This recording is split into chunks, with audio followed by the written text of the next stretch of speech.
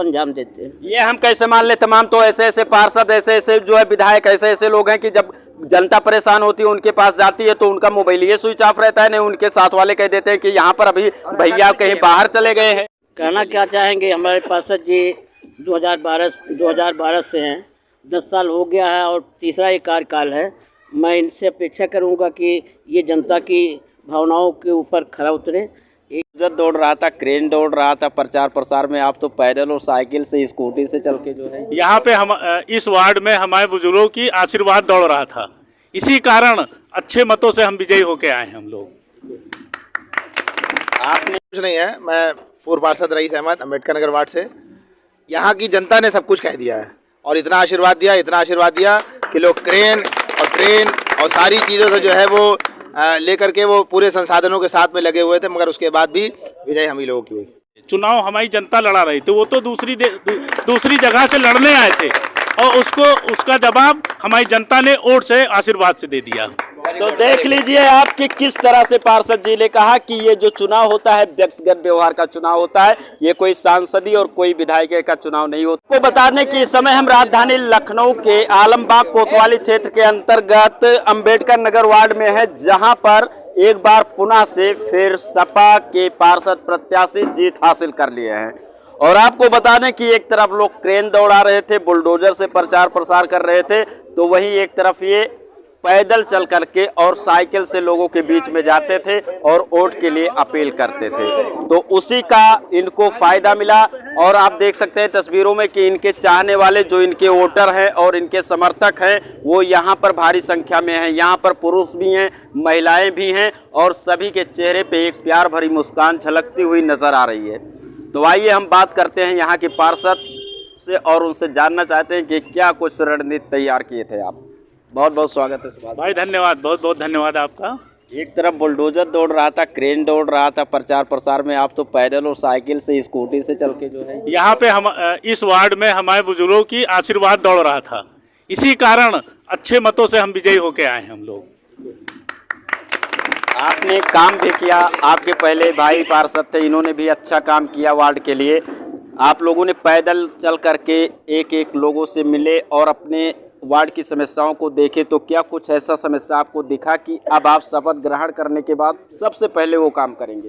देखिए, हमारे वार्ड में एक तेल डिपो है, कुछ जगह कोरोना काल के वजह से बजट सेंक्शन नहीं हो पाया था, कुछ काम अधूरे रह गए थे, वो काम हम दोनों भाई मिलके उसको 6 महीने के अंदर पूरा करेंगे और कोई ज़्यादा समस्या नहीं। बाकी हमारे बड़े भाई रईस भाई ने बड़ी मेहनत करके, हम लोग 2012 से सभासद हैं, अभी से नहीं है, तो यहाँ पे इतना काम हम लोग ने कराया है, उसी का आशीर्वाद हम लोग को मिला है। जनता ने और पूरे बुजुर्गों ने, भाइयों ने, दोस्तों ने। देखिए, चुनाव हम लोग नहीं लड़ रहे थे, चुनाव हमारी जनता लड़ा रही थी, वो तो दूसरी जगह से लड़ने आए थे और उसका जवाब हमारी जनता ने वोट से आशीर्वाद से दे दिया। तो देख लीजिए आप कि किस तरह से पार्षद जी ने कहा कि ये जो चुनाव होता है व्यक्तिगत व्यवहार का चुनाव होता है, ये कोई सांसदी और कोई विधायक का चुनाव नहीं होता है कि जो पार्टी से फायदा मिलता है या एक व्यक्तिगत व्यवहार होता है और कुछ पार्टी के कार्यकर्ता जो सक्रिय होते हैं उनसे भी फायदा मिलता है। तो आप देख सकते हैं कि यहाँ पर लोग मिलने के लिए आ रहे हैं, माला पहना रहे हैं और पार्षद जी को जीत की हार्दिक शुभकामनाएं दे रहे हैं। क्या कुछ कहना चाहेंगे आप? भैया, कहना तो कुछ नहीं है, मैं पूर्व पार्षद रईस अहमद, अम्बेडकर नगर वार्ड से। यहाँ की जनता ने सब कुछ कह दिया है और इतना आशीर्वाद दिया कि लोग क्रेन और ट्रेन और सारी चीज़ों से जो है वो लेकर के वो पूरे संसाधनों के साथ में लगे हुए थे, मगर उसके बाद भी विजय हम ही लोगों की हुई। तो आप देख सकते हैं कि कितना उत्साह है और सब नारे लगा रहे हैं और सब एकदम से फुल एनर्जी के साथ हैं। क्या नाम है दादा आपका? राजकुमार यादव। क्या कुछ कहना चाहेंगे पार्षद? कहना क्या चाहेंगे, हमारे पार्षद जी 2012 से हैं, 10 साल हो गया है और तीसरा ये कार्यकाल है। मैं इनसे अपेक्षा करूंगा कि ये जनता की भावनाओं के ऊपर खरा उतरे। यही सारी आप लोग अपनी समस्याओं को कभी लेकर के इनके पास जाते हैं तो ये खुद मिलते हैं या फिर इनके अगल बगल के लोग, या मोबाइल बंद होता है कभी कि नहीं? कुछ होता है, जब भी इनको रात दिन सुबह शाम जब भी फ़ोन किया गया या कहीं ऐसी स्थिति पैदा हुई तो ये समय से पहुंचते हैं और अपने कार्य को अंजाम देते हैं। ये हम कैसे मान ले तमाम तो ऐसे ऐसे पार्षद ऐसे ऐसे जो है विधायक ऐसे ऐसे लोग हैं कि जब जनता परेशान होती है उनके पास जाती है तो उनका मोबाइल ये स्विच ऑफ रहता है, नहीं उनके साथ वाले कह देते हैं कि यहाँ पर अभी भैया कहीं बाहर चले गए हैं। क्या कहेंगे इस पे?